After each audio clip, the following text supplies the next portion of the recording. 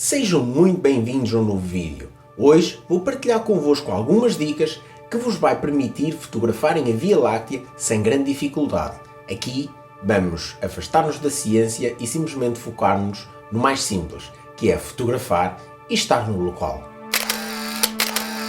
Ora, muito boa noite, pessoal. Eu devo-vos dizer, isto está um frio de rachar, está escuro como breu, está impecável para fotografar a Via Láctea.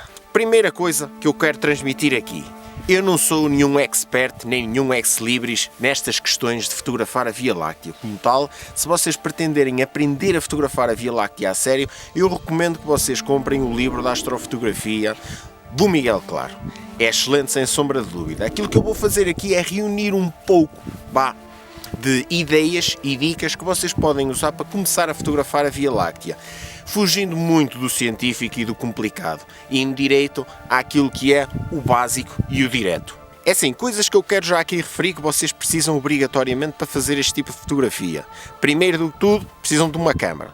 Pode ser, eu recomendo uma reflex, pode ser uma com um sensor fator de corte ou full frame. O ideal é ser full frame, mas eu fotografo com fator de corte e isso não é impedimento. Seguida, vocês precisam de uma lente com uma boa abertura, idealmente acima de 2.8, 2.8, 2.0, por aí fora.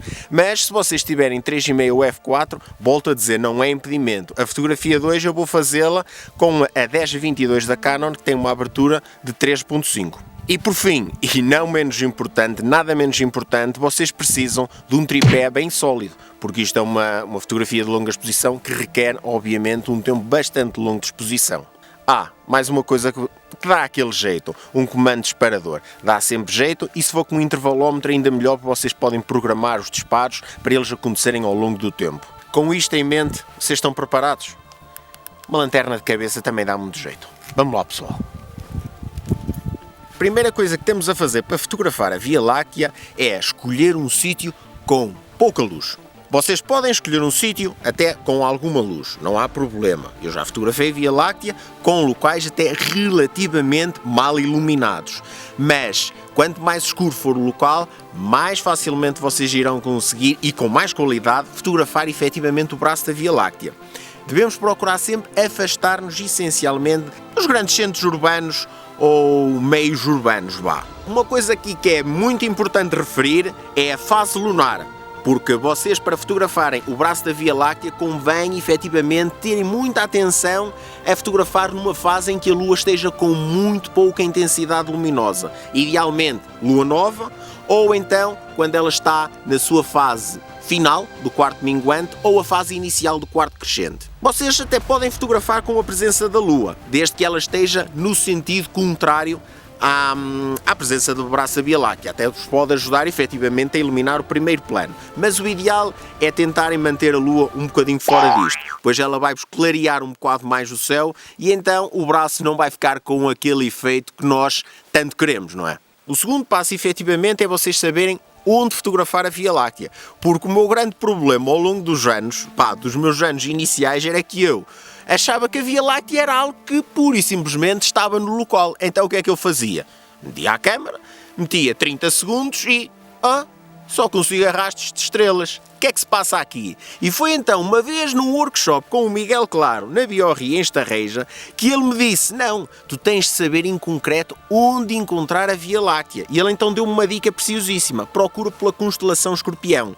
Só que eu quero manter isto simples, e como quero manter isto simples, esqueçam as constelações. Usem a aplicação Star Chart, que ela diz-vos em tempo real onde é que vai estar a Via Láctea. Vocês chegam ao local, pura e simplesmente, como eu fiz hoje, sem tirar nem pôr. Vocês chegam ao local, pegam no vosso telemóvel, apontam para o céu, escolhem a hora e vão vendo conforme a hora vai passando se o braço da Via Láctea efetivamente aparece ali. Se ele aparecer, é só vocês tomarem nota da hora e da data e está feito. Não se precisam de chatear mais. Portanto, o segundo passo é fácil de concluir também.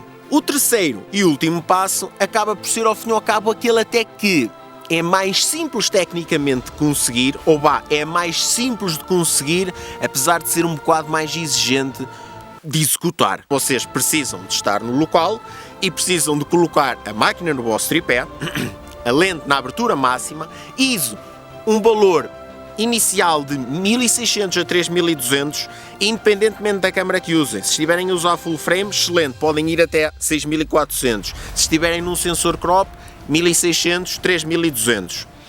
Abertura, o máximo 2.8, 2.0 se a vossa lente permitir, ou até 3.5 ou f4, tudo bem, continua a dar.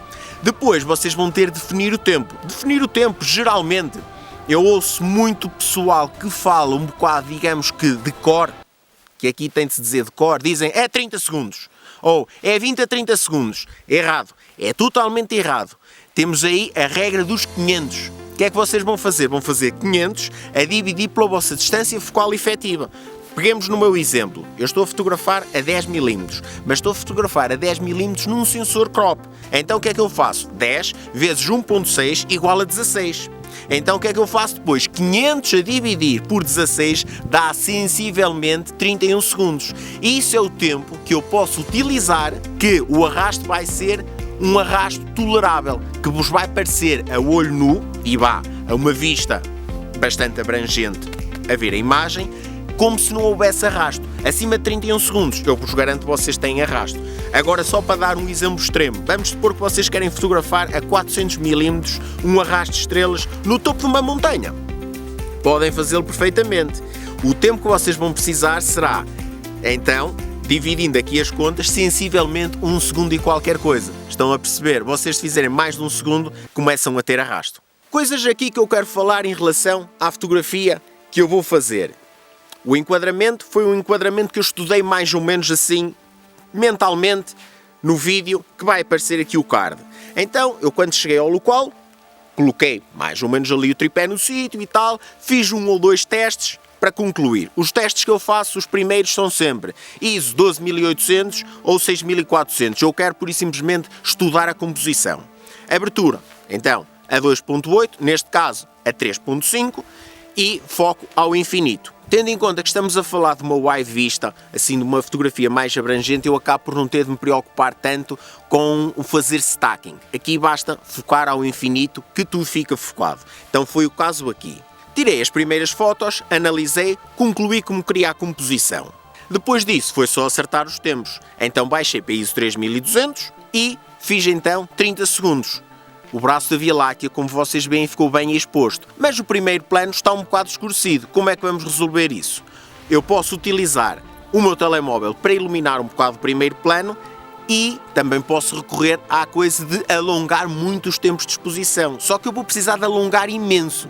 Nesta exposição que vocês aqui veem, temos a fazer uma exposição de 600 segundos para conseguir apanhar alguma ambiência, mas como não há lua, nem um bocadinho de luz, nós não conseguimos iluminar o primeiro plano da forma que até queríamos. Então o que eu fiz foi, essa exposição de 600 segundos vai servir para eu apanhar um bocado do ambiente geral e ao mesmo tempo vou pegar e vou dar uma pintadela com o telemóvel muito rápido. Então assim já fico com a iluminação mais ou menos que eu quero. Ao mesmo tempo vou fazer também uma fotografia sem qualquer tipo de iluminação, porque eu quero apanhar os reflexos o mais naturais possível na superfície da água. Então no final a imagem obtida é esta.